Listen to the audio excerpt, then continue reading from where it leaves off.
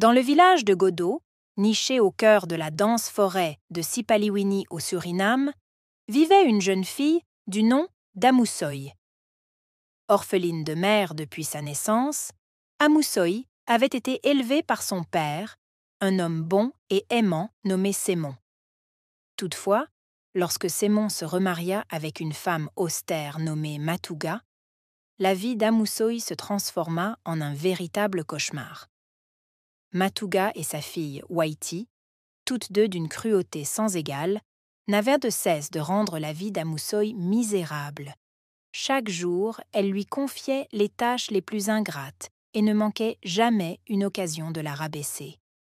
Amoussoï endurait les souffrances avec une résilience remarquable, puisant sa force dans les souvenirs de sa mère défunte et les quelques moments de bonheur passés avec son père avant son remariage. Malgré les maltraitances, Amoussoï grandit en beauté et en sagesse, attirant l'attention du village entier. Un jour, l'annonce d'une grande compétition pour devenir la future reine Sopukuya se propagea jusqu'à Godo. Les candidates devaient démontrer leur intelligence, leur courage et leur compassion pour être choisies. Contre toute attente, Amoussoï fut sélectionnée pour représenter son village, une nouvelle qui provoqua la jalousie féroce de Matouga et Waiti. Le cœur rempli de courage et de détermination, Amoussoï se prépara pour la compétition. Elle fit face à des épreuves ardues, tant physiques que mentales, qui mirent à l'épreuve sa ténacité et son esprit.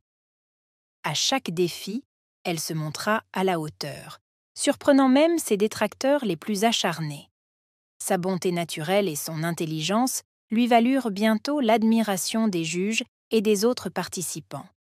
Parmi les observateurs de la compétition se trouvait le prince Félou, qui avait choisi de se déguiser en chef des gardes pour évaluer discrètement les candidates. Intrigué par la détermination et la gentillesse d'Amoussoï, il commença à s'intéresser de plus près à elle. Chaque interaction qu'ils avaient, aussi brève soit-elle, renforçait son admiration et ses sentiments naissants pour la jeune fille. Au fil des épreuves, Amoussoï et Félou se rapprochèrent, partageant des moments d'intimité et de complicité. Félou, impressionné par son courage et son cœur pur, ne tarda pas à révéler sa véritable identité à Amoussoï. Bien que surprise, Amoussoï n'en fut pas effrayée. Au contraire, elle sentit une connexion profonde et sincère se former entre eux.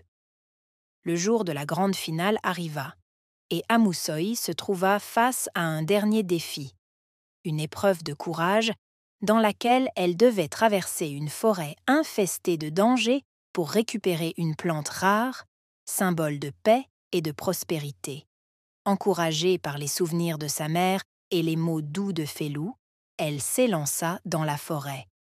Malgré les obstacles et les dangers, elle revint triomphante, la plante en main. Son acte de bravoure et sa persévérance furent acclamés par la foule et les juges. Amoussoï fut couronnée future reine Sopukuya, une reconnaissance de son incroyable force d'âme et de caractère.